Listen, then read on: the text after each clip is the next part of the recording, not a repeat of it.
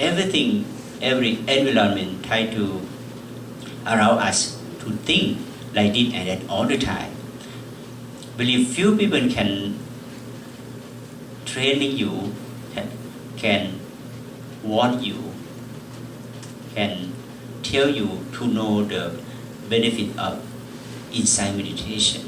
So today, all of you very lucky come to listen about it. This is really good news, really important news. If you realize the benefits of meditation practice, you never forget it. You never leave your mind wandering somewhere. You try to control the mind, living in the present moment all the time. That is the perfect benefit, noble benefits of life. So, about detail about how you move your body, how to move your mind and body, you can practice and keep the practice, keep the continuity of the practice. You will know by yourself, because this technique, we will know the truth by yourself. But I teach about the way of such a thing. Teach about the form or the technique of the developing the wisdom only. If you need to feed the mental food, you need to develop the insight meditation all the way. So today I think all of you can understand what I say and try to prove it. Because the Buddha, he never teach the people to accept his teaching without proving. You need to prove the truth by yourself. But he guide you, he give you the technique, but you need to study and prove it by yourself. You need to experience such a truth by yourself.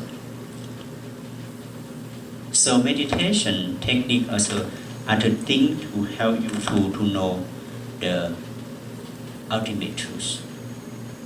When you move the hand like this, sometimes such a movement become automatically. How can we adjust it? Sometimes you can move slowly, sometimes move fast. Depends on mental condition. How are you sitting? If your mental condition is not good, like drowsy come to dominate you, or distraction come to interrupt you, or agitation or laziness come to dominate you. You try to adjust your hand movement, not make only one action. You will move fast or slow, you will observe the mental condition. What happened now? Our bodily condition. When you continue your practice like it for a long period, you feel drowsy, feel asleep, feel bored, feel uncomfortable, feel skeptical doubt. Yeah, anyway, can happen. But you just observe it. Just observe it, let it go. But sometimes you cannot let it go. Such a feeling really hard to let it go. You can adjust your position, change your position from sitting to be standing and walking. For what? For arouse energy of mindfulness, for arouse the energy of self-awareness to be strong. When such a bodily mindfulness or bodily awareness becomes strong, such a thing can help you to overcome such a hindrance or obstruction. So I think this technique really wonderful technique, but one who will get successful about this technique must have proven. You need to prove it, and also have some self-confidence, have some energy, mindfulness or wisdom. That's the factor, to develop our mindfulness. So how can we continue our hand movement or walking meditation for long periods, a long hour? Depends on your understanding. If you can get right understanding about this technique, you can continue your practice for long periods. Like you work in daily life, you work for whole day, but you don't feel tired because you enjoy with it. Enjoy with your practice. But enjoyment with the practice is really important. It's really important. So how you feel enjoy it? How do that? You need to think about this with a positive thinking, a positive mind.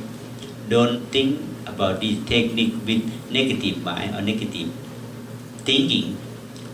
Such a thinking will decrease your mental power or mental energy. You don't have energy to practice. You feel bored, feel tired, feel tortured.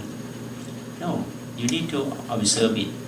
Every bodily action, mental action can be meditation object. You try to observe it. But for beginner, need to observe bodily action or bodily feeling. Second step, bodily feeling. For the first is bodily action, bodily movement, bodily observation for first step. Second step, we observe bodily feeling, because bodily feeling have many at least we have three kinds of bodily feeling. That is a happy feeling, unhappy feeling, and neutral feeling or indifferent feeling. We have three kinds. Because you need to observe such a bodily feeling now. What kinds of bodily feeling you have? You feel pain, down stream, you feel unhappy. Observe it. When you observe with the indifferent mind, with neutral mind, or observe it with aware, full observation. Be aware of such a bodily feeling with equal mind. We call equanimity or equanimity. You observe with equanimity. That's the right way or the correct way of the practice. The third step we call mental observation. The mind also has the movement or mental movement. Sometimes when you observe this technique for long period, your experience will be developed more and more. It's easy to observe the mental movement. So for beginner, we need to develop the bodily movement and feeling movement until you become more experienced about that. After that, such a bodily observation, feeling observation can transform to be mental observation, because you get more and more subtle of observation. So this is important. Every problem, every bad condition of the mind comes from the thinking. So why we need to observe the mind? Because the mind can create a lot of things. The mind is forerunner. The mind is master. So if you adjust your mind in the right way, you develop your mind the right way, such a mind also can create positive thinking, create the skillful thinking. Such a skillful thinking also can build your life. You build a better life, a better action. That's benefits of observation, of mental observation.